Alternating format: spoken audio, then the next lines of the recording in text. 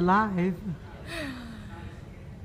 Okay. Whenever you're ready. Well, I propose to put on a symposium on the intersection of racism and sexism in Missouri, in Fulton, Missouri, at the university, William Woods University, which is a historically all-women's college. And now, of course, it's co-ed, which is a good thing.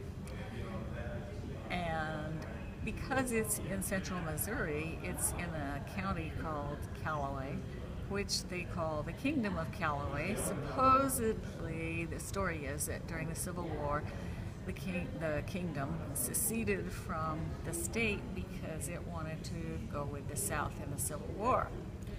And so it's called Little Dixie. The area is called Little Dixie. And it's a good place, I think, to put on this symposium.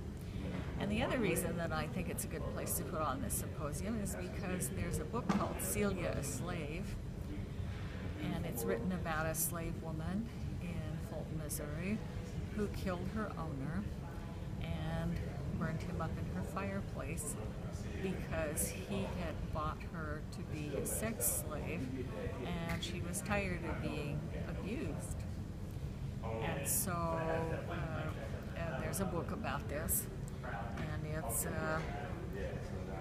it's written about this slave woman in Fulton, Missouri. And one of the things that he said in his introduction was that the women, the white women who weren't slaves, had very little power, and that they had almost as little power as the slave women. And that got me thinking about this topic.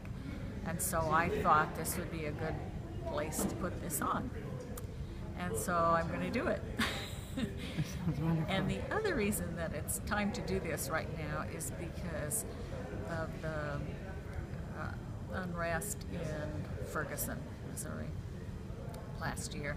And everybody's talking about the black men that have been killed by the police, but not so many people are talking about the oppression and the killing of black women.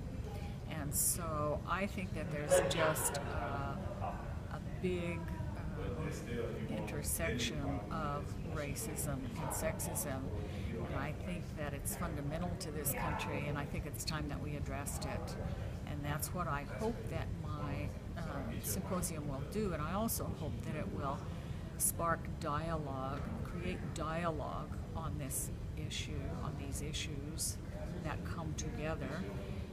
And I want it to be a space that is